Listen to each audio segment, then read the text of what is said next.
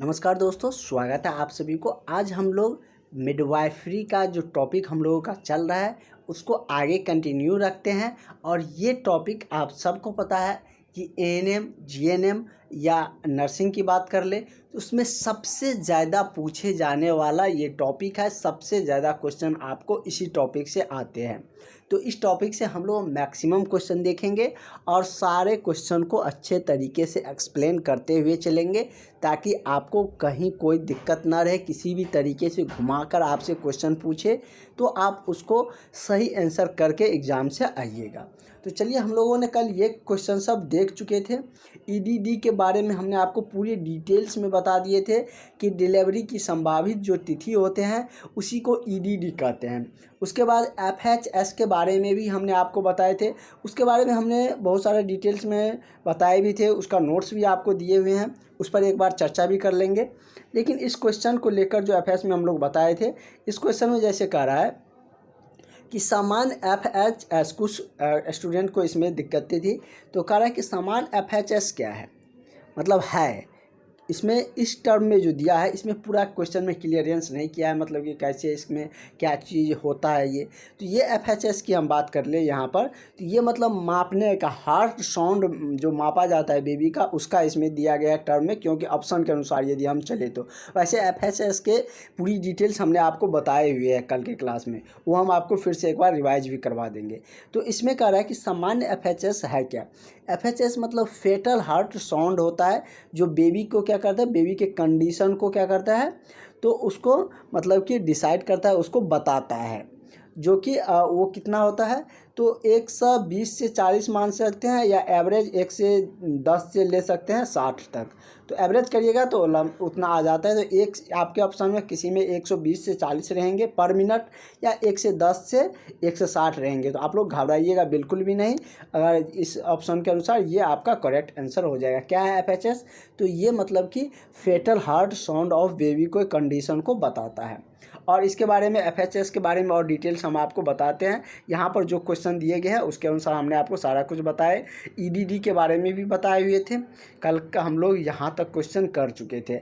आज हम लोग इससे आगे का क्वेश्चन करते हैं, एक बार उसको रिवाइज करवा देते हैं ईडीडी को।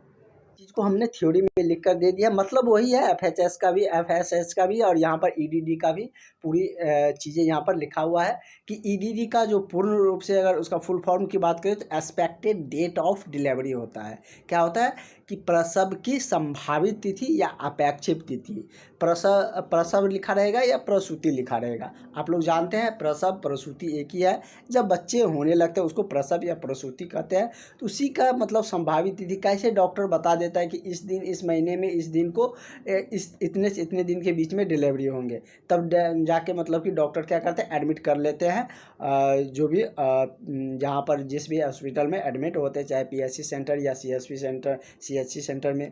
तो यदि हम बात करें तो वो ईडीडी क्या है, यह तारीख होता है जो आपके बच्चे के जन्म लेने की जो संभावित तिथि है वो बताता है। ये हमने आपको बताए थे। एफएसएच के बारे में हमने, जैसे कि मतलब वही है, एफएसएच बच्चों में जो यौन विकास एवं वयस्कों के प्रजनन क्षमता के जो भूमिका होती है वो मतलब दिखाता है। जिन महिलाओं में मासिक धर्म होते हैं उसमें जैसे कि पीरियड्स होते हैं, उनमें एफएसएच जो मासिक धर्म को भी क्या करता है, नियंत्रित करने में काम करता है।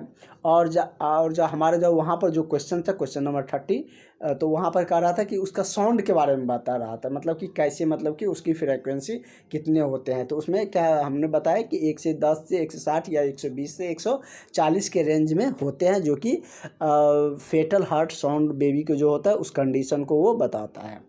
तो चलिए हम लोग क्वेश्चन को, आगे का क्वेश्चन हम लोग कंटिन्यू करते हैं। इस टाइप से जो थ्योरी, जो भी एक्सप्लेनेशन का नोट्स रहते हैं वो सारे हम ग्रुप में डाल देते हैं। जो भी आप लोगों का क्लास का ग्रुप बना हुआ है उसमें जो क्लास ज्वाइन किए हैं उसको मिल जाता है। और जो अभी तक क्लास नहीं ज्वाइन किए हैं उसके लिए बड़ी खुशखबरी, बड़ी अनाउंसमेंट करने जा रहे हैं कि आप लोगों को जैसे पता है कि दुर्गा पूजा आ चुका है, तो नवरात्रा के अवसर पर आप सबको ऑफ़र दिया जा रहा है, जिसमें कि बहुत ही कम प्राइस पर आप लोगों को बैच मिल रहे हैं, क्लास में ज्वाइन हो सकते हैं, जिसमें कि कम ही प्राइस पर आपको क्लास नोट्स टेस्ट सीरीज में भी इनरोलमेंट मिल जाएंगे। तो सारे कुछ अभी ऑफ़र के तहत कम में ही मिल रहे हैं, तो ज़रूर आप लोग क्लास ज्वाइन कर लीजिए। साथ ही आपका नया टॉपिक भी स्टार्ट हुए हैं, तो एक भी दिन ज़ाया मत जाने दीजिए, क्योंकि ये बहुत ही इंपॉर्टेंट टॉपिक है।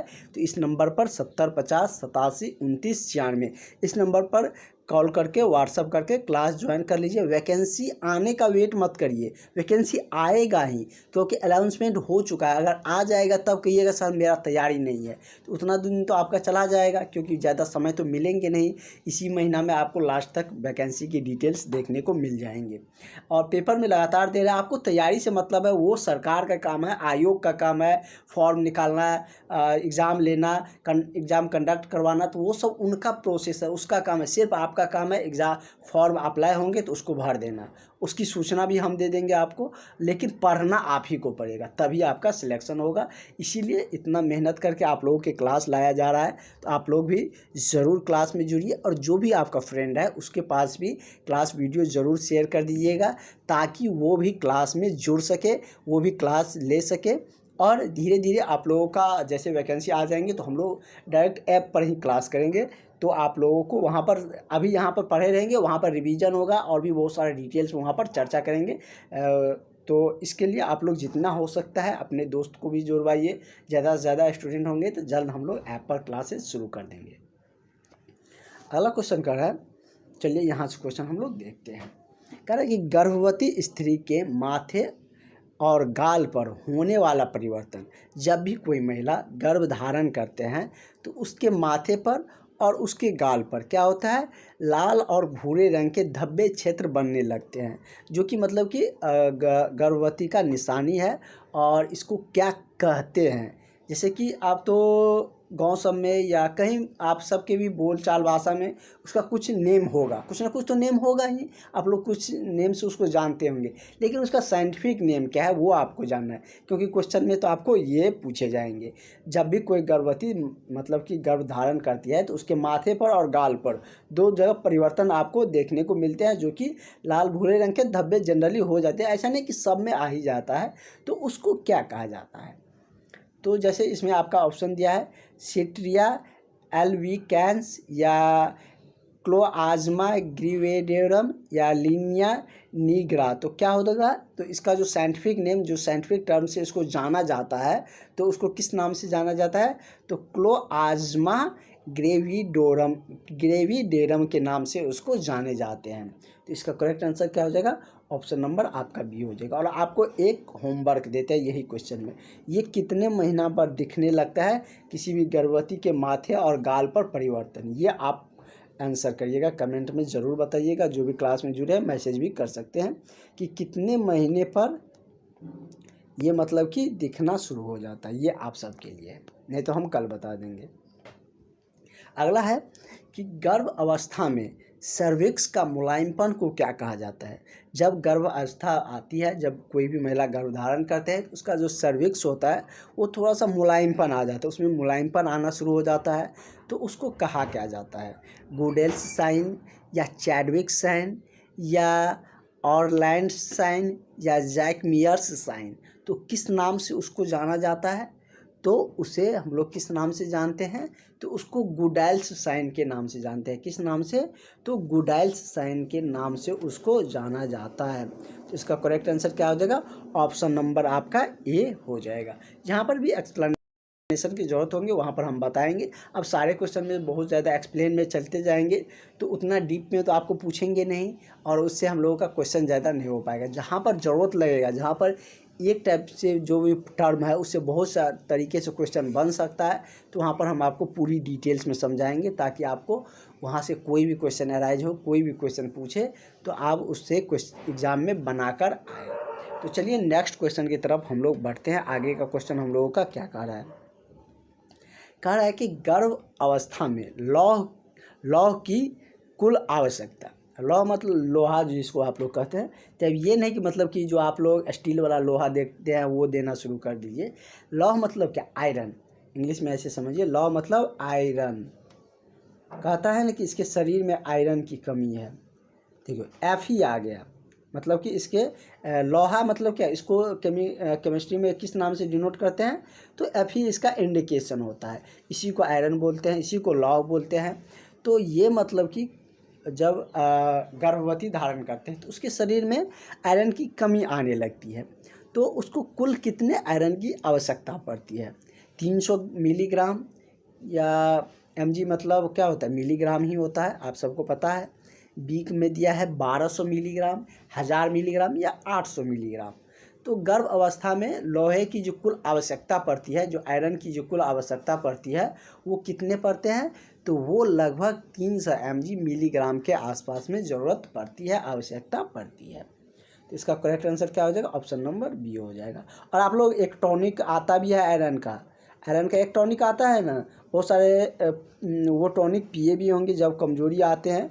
नॉर्मली भी इंसान भी पीते हैं, ऐसा नहीं है कि जब गर्भ धारण करते हैं उसी समय पीते हैं। यदि किसी की बॉडी में आयरन की कमी आते हैं तो डॉक्टर आयरन की जो आते हैं एक टॉनिक शीशी आता है, वो मतलब कि लिखते हैं और वो मेडिसिन पीते भी है। बहुत सारे कैंडिडेट पिए भी होंगे। तो आगे हम लोग चलते हैं, नेक्स्ट क्वेश्चन हम लोग देखते हैं। अगला आपका क्वेश्चन है कि प्रसव की प्रथम द्वितीय अवस्था संयोजित अवधि की 2 घंटे से कम होती है, तो प्रसव को क्या कहा जाता है? मतलब आप सबको पता है ये प्रसव की जो गर्भधारण की जो कह सकते हैं कि उसको जो बांटा गया है 3 भागों में, मतलब 3 टर्मों में बांटा जाता है। एक तो होता है प्रथम तिमाही, क्या होता है? एक प्रथम तिमाही, एक होता है द्वितीय तिमाही, एक होता है तृतीय तिमाही। ये एक आगे का क्वेश्चन है वजन वाला, वहाँ पर हम लोग उसको क्लियर करेंगे कि प्रथम तिमाही में कितना वजन बढ़ता है, क्या क्या चीज़ का विस्तार होते हैं, द्वितीय तिमाही में कितना होता है, तृतीय तिमाही में कितना होता है। क्योंकि आप सबको पता है कि 9 महीना गर्भधारण होता है जनरली, कभी कभी 7 महीना पर जनरली किसी किसी को मतलब डिलीवरी हो जाता है, मतलब वो एक्सेप्शनल केस में होता है। नॉर्मली 9 महीना में ही होते हैं। तो उसको ट्राइमेस्टर के टर्म में 3 भागों में डिवाइड भी किया जाता है। यहाँ पर है कि प्रसव की प्रथम द्वितीय अवस्था की संयोजित अवधि 2 घंटे से कम होती है यदि प्रथम प्रसव और द्वितीय प्रसव, प्रथम प्रसव हुआ उसके बाद द्वितीय प्रसव जो होंगे ना, अगर उन दोनों को, यदि द्वितीय प्रसव प्रथम प्रसव के बीच में जो समय है वो 2 घंटा से पहले हो गया, तो उस प्रसव को क्या कहा जाता है? तो उसको किस नाम से जाना जाता है? तो उसको प्रीसिटेट लेबर के नाम से जाना जाता है। फिर वही बात सब आ गया कि इसका आप लोग मतलब जानते होंगे, आप लोग ठेठी अपनी भाषा में जानते होंगे। यहाँ पर वही चीज़ का साइंटिफिक नेम पूछा जा रहा है कि उसको डॉक्टर के टर्म में आप लोग जब हॉस्पिटल में जाइएगा, आप लोगों का जब जॉब लगेगा पीएससी सेंटर या सीएचसी सेंटर में, तो वहाँ पर आपको यही सब टर्म देखने को मिलेंगे, डॉक्टर यही सब टर्म यूज करेंगे। तो ये सब पता होनी चाहिए, ऐसे ये सब चीज़ें आपको पता होंगे। इस सब का दूसरा नाम भी होता है, उन सारे नाम से आप लोग जानते भी होंगे, लेकिन यहाँ पर हम लोगों को इस टर्म के नाम में हमको समझना है। तो समझ गए कि जब भी प्रसव के प्रथम और द्वितीय जो प्रसव होंगे उसका समय अंतराल 2 घंटा से कम है। यदि ये ऐसे समझिए, यदि 2 घंटा के अंदर में ही 2 बार प्रसव हो गया, इस भाषा में तो आप आसानी से समझ सकते हैं, मतलब कि 2 घंटा के अंदर में ही अगर एक से अधिक बार 2 बार प्रसव हो गया तो उसको प्रीसिटेट लेबर कहते हैं। तो उस प्रसव को क्या कहा जाता है? तो उस प्रसव को प्रीसिटेट लेबर कहा जाता है। उनको ज़्यादातर कहते हैं कि व्हाट्सएप से ही मैसेज करके क्लास ज्वाइन कर सकते हैं, कॉल करने की ज़्यादा ज़रूरत है भी नहीं। तो ये क्वेश्चन समझ गए, दिक्कत नहीं होंगे।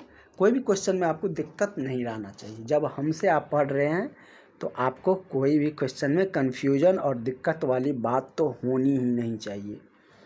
अगला क्वेश्चन आपका क्या कह रहा है? कह रहा है कि प्लेसेंटा के बारे में हमने बहुत कुछ आपको डिटेल्स में बताए हैं। एक बार और होगा तो हम आपको प्लेसेंटा वाला क्लास ले लेंगे, क्योंकि बहुत सारे नया कैंडिडेट जुड़े हुए हैं क्लास में। तो एक बार फिर से थ्योरी का होगा तो संडे सबको ले लेंगे, जिसमें कि उसमें प्लेसेंटा और भी जो थ्योरी वाला पोर्शन है वो सारे कुछ बताएंगे। प्लेसेंटा एबॉर्प्शन में गर्भस्थ शिशु की मृत्यु के कारण ... होता है। मतलब प्लेसेंटा जब एबॉर्प्शन हो जाते हैं तो गर्भस्थ जो शिशु होते हैं उसका मृत्यु हो जाता है। उसका क्या कारण है? एटेलेक्टिस या हैमरेज या एनॉक्सिया। तो तो वो जो मृत्यु का जो कारण होता है प्लेसेंटा एबॉर्प्शन का, जो गर्भाशय में जो शिशु की मृत्यु हो जाता है, उसका मेन कारण क्या है? हैमरेज है। क्या है? हैमरेज होते हैं। तो हैमरेज के कारण उसकी मृत्यु हो जाती है। तो इसका करेक्ट आंसर आपका ऑप्शन नंबर सी सही हो जाएगा। उसके बाद नेक्स्ट क्वेश्चन कह रहा है कि RH नेगेटिव माँ को प्रसव के बाद क्या देना जरूरी है, मतलब कि ये देना जरूरी है, इनमें से कौन सा? यदि RH नेगेटिव है माँ, प्रसव के बाद, मतलब प्रसव से पहले नहीं दिया जाता, प्रसव के बाद ये मतलब कि दिया जाता है, तो ये कौन सी मतलब कि मेडिसिन है जो माँ को, या कौन सी टीका है जो दिया जाता है? जैसे कि इसमें आप ऑप्शन में चलते हैं एंटी-डी या साइनवाइक या टाइटवेक या इंजेरियस वी। तो कौन से दिए जाते हैं, मतलब कि तो इनमें से जो एंटी-डी मेडिसिन है वो मतलब कि RH निगेटिव यदि माँ है तो उसमें प्रसव के बाद दिया जाता है। ठीक है, याद रहेगा। बहुत ही अच्छा क्वेश्चन है। अगला क्वेश्चन पे चलते हैं। कह रहे कि क्रियात्मक एवं शारीरिक दुर्बलता के कारण सर्विक्स का धारण करने की क्षमता नहीं है, इस अवस्था को क्या कहते हैं? देखिए होता क्या है कि मतलब कि कार्यात्मक या शारीरिक रूप से यदि दुर्लभ है, मतलब कि कमज़ोर है, इस टर्म में समझ सकते हैं। दुर्बलता कह लीजिए या कमज़ोर है, तो उस कारण से क्या होता है कि सर्विक्स की धारण नहीं कर पाते, मतलब कि सर्विक्स धारण करने की जो क्षमता है वो कम हो जाती है, वो धारण नहीं कर पाते हैं। तो इस अवस्था को क्या कहा जाता है, ये आपसे पूछे जा रहे हैं। तो ये आप सबको पता है कि बहुत सारे महिलाओं में गर्भवती धारण नहीं कर पाते हैं। तो उसमें मतलब यदि ऐसे होंगे क्रियात्मक या शारीरिक रूप से कमज़ोर है, तो उसका सर्विक्स जो है ना वो मतलब कि उसको मतलब कि धारण करने की उसकी जो क्षमता होती है वो कम हो जाती है। तो इस अवस्था को किस नाम से जाना जाता है, ये आपसे पूछे जा रहे हैं। तो जैसे कि इसमें बहुत सारा ऑप्शन दिया है कि सर्विसिटिस या प्लांटा प्रीविया या सर्वाइकल इनकम्पिशेंस या मुलेरियन फ्यूजन। तो किस नाम से जाना जाता है उसको? तो सर्वाइकल के नाम से जाने जाता है। किस नाम से? तो सर्वाइकल के नाम से ही उसको जाने जाते हैं। इसका करेक्ट आंसर आपका ऑप्शन नंबर सी हो जाएगा। अगला क्वेश्चन देखिए आपका क्या कह रहा है। अगला क्वेश्चन कह रहा है कि नाभिक नाल में डॉट डॉट होती है। नाभिक नाल में क्या होता है? 2 आर्टरीज या 1 वेन, या 1 आर्टरीज या 1 वेन, या 2 आर्टरीज 2 वेन, ऑप्शन के अनुसार चलते हैं। तो नाभिक नाल में क्या चीज़ होते हैं?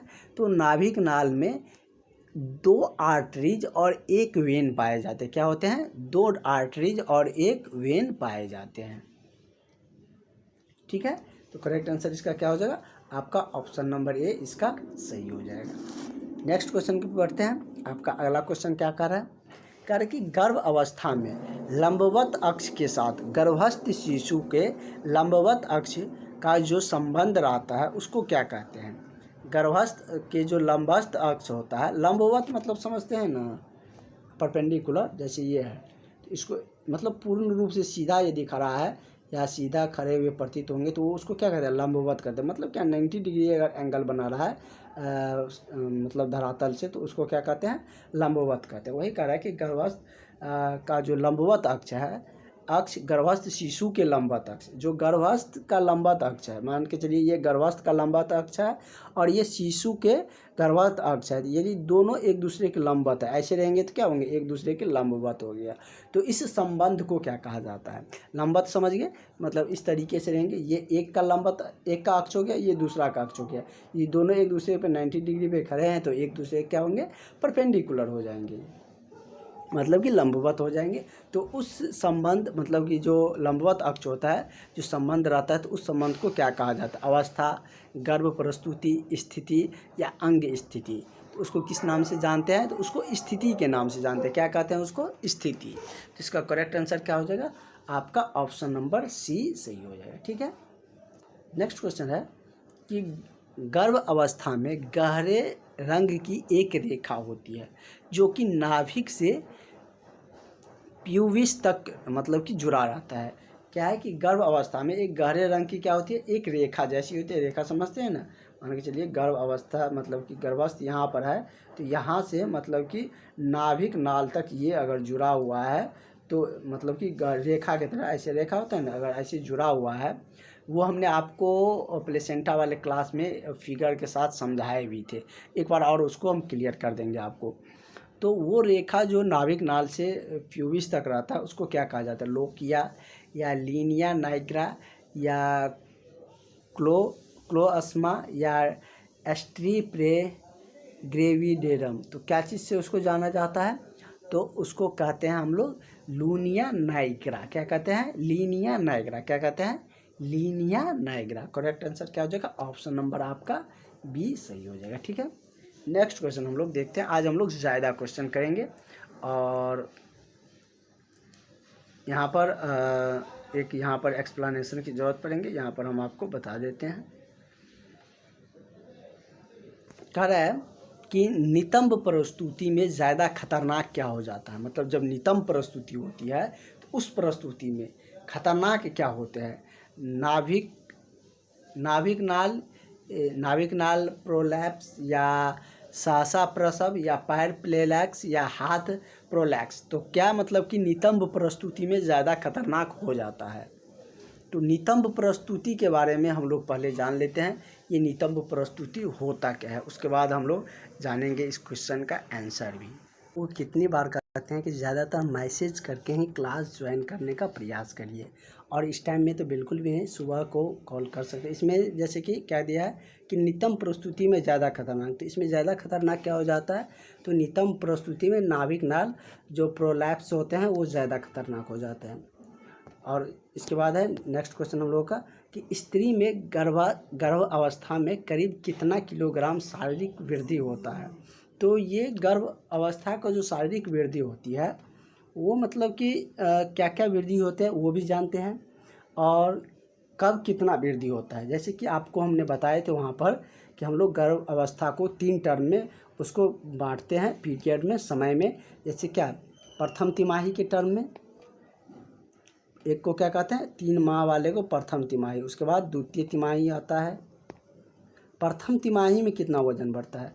तो इसमें अप्रॉक्स 1 से 3 केजी के आसपास बढ़ते हैं। दूसरे में 6 केजी के आसपास बढ़ जाते हैं। तीसरे तिमाही में लगभग 11 से 12 केजी के आसपास आ जाता है। 11 से 12 केजी के अप्रॉक्स आ जाते हैं। इसमें बढ़ता क्या क्या है? तो गर्भाशय का वज़न बढ़ने लगता है। उसके बाद यदि हम कहें तो स्तनपान के लिए स्तन का भी वज़न बढ़ने लगता है, और भी बहुत सारा चीज़ें होता है जिनका वज़न बढ़ने लगता है, जिस कारण शरीर का पूरा जो पहले का वज़न होता है उसके अपेक्षा क्या होते हैं? 11 केजी के अप्रॉक्स बढ़ जाते हैं। कहीं कहीं 11 रहेगा, या कहीं आपको एवरेज के टर्म में दे देगा कितना? 10 से 12 के बीच में। अब देखिए एवरेज के टर्म में दिया है तो दोनों को जोड़िए तो कितना हो जाएगा? 22 आ जाएगा। 2 से भाग दीजिए तो कितना आ गया? 11 आ गया। तो वही होता है, या तो एवरेज के टर्म में रहेंगे तो घबराइएगा बिल्कुल नहीं, 10 से 12 के बीच में रहेगा तो आंसर करके आ जाइएगा। अगर 10 से 12 ऐसे रहेगा ऑप्शन में, या तो ऐसे रहेगा 10 से 12, 15 से 20, और उसके बाद रहेगा 5 से 10, इसी तरीके से ऑप्शन रहेगा। तो अगर इस तरीके से दिया जाता है तो 10 से 12 के टर्म में रहेगा, एवरेज टर्म में ये हो गया। समझने की बात है, क्योंकि हम आपको बताते चले कि किसी भी तरीके से क्वेश्चन पूछेंगे तो आपको वहाँ पर कन्फ्यूजन बिल्कुल भी ना आए, कि आपको ये नहीं लगे कि सर ये बताया था क्वेश्चन तो ये आ गया। तो समझ गए? अगर 11 केजी रहे, या इसी को दूसरे टर्म में ऑप्शन बना दे, या रहेगा एवरेज के टर्म में 10 से 12 केजी, तो घबराइएगा बिल्कुल भी नहीं। तो करेक्ट आंसर क्या हो जाएगा आपका? ऑप्शन नंबर ए हो जाएगा। अगला है कि बार बार सिजेरियन सेक्शन करने से क्या खतरा हो सकता है? तो बार बार सिजेरियन सेक्शन करने से क्या चीज़ का खतरा होता है? इसमें रक्त स्त्राव का खतरा होता है। क्या चीज़ का? तो रक्त मतलब कि स्त्राव मतलब कि रक्त निकलने का ज़्यादा खतरा बना रहता है। तो इसका करेक्ट आंसर क्या हो जाएगा? आपका ऑप्शन नंबर ए सही हो जाएगा। नेक्स्ट क्वेश्चन देखते हैं। कह रहे कि वाटर्स जेली जो होती है वो कहाँ पर दिखाई देती है? डॉट डॉट में दिखाई देती है, नाभिक नाल में, वजीना में, या यहाँ पे वजीना गलती लिखा है, वजीना या वजाइना ठीक ही है, प्लेसेंटा में या ओवरी में। तो कहाँ पर दिखता है? तो वाटरनस जेली जो होती है वो कहाँ पर दिखते हैं, तो नाभिक नाल में दिखते हैं। कहाँ पर? नाभिक नाल में वाटरनस जेली दिखती है। तो इसका करेक्ट आंसर क्या हो जाएगा? आपका ऑप्शन नंबर ए सही हो जाएगा। नेक्स्ट क्वेश्चन है कि गर्भ अवस्था के कौन से समय पर गर्भाशय का फंडस जो सिम्फिसिस प्यूबिस तक पहुंच जाता है। जो गर्भाशय का जो फंडस होता है ना, वो सिम्फिसिस प्यूबिस तक पहुंच जाता है। किस सप्ताह में जाकर? 20वां सप्ताह, 12 सप्ताह, 16 या 24वें सप्ताह में जाकर। तो ये कब पहुंचता है? तो ये 12वें सप्ताह में जाकर कहाँ पहुंच जाता है? तो गर्भाशय का जो फंडस है वो सिम्फियोसिस प्यूबिस तक पहुंच जाता है। तो इसका करेक्ट आंसर क्या हो जाएगा? आपका ऑप्शन नंबर बी सही हो जाएगा। ठीक है। अगला है कि लोकिया रुब्रा का रंग कैसे होता है? पीला, हरा, सफ़ेद या लाल? तो लोकिया रुब्रा का जो कलर होता है वो लाल होता है। कैसा होता है? लाल होता है। तो करेक्ट आंसर आपका ऑप्शन नंबर डी हो जाएगा। नेक्स्ट है कि गर्भस्थ शिशु की हृदय धड़कन की सामान्य दर क्या होता है? यहाँ से हम आपको एक चीज़ और बता दें, यहाँ से BTSC ANM में क्वेश्चन आया हुआ है। तो मतलब उसमें पूछा था कि हृदय बच्चों का जो गर्भ अवस्था में रहते हैं तो कब हृदय गति दर सुनाई देने लगता है, उसको कल हम लोग पूरे डिटेल्स में जानेंगे। इसका आंसर आप लोग बता सकते हैं। तो गर्भस्थ शिशु का जो हृदय धड़कन दर होता है वो 120 से 140 पर मिनट होते हैं। जो क्या चीज़ है, FSS के बारे में वहाँ पर जो हम लोग जाने थे, FHS के बारे में वहाँ पर जाने थे ना, वही है। मतलब कि फेटल हार्ट साउंड बेबी की जो कंडीशन को बताता है, वो जो कि 120 से 140 पर मिनट के एवरेज होते हैं। ठीक है। तो करेक्ट आंसर आपका ऑप्शन नंबर सी हो जाएगा। इससे आगे का क्वेश्चन हम लोग कल के क्लास में कंटिन्यू रखेंगे। जो भी कैंडिडेट अभी तक क्लास नहीं ज्वाइन किया, क्लास ज़रूर ज्वाइन कर लीजिएगा। Thank you.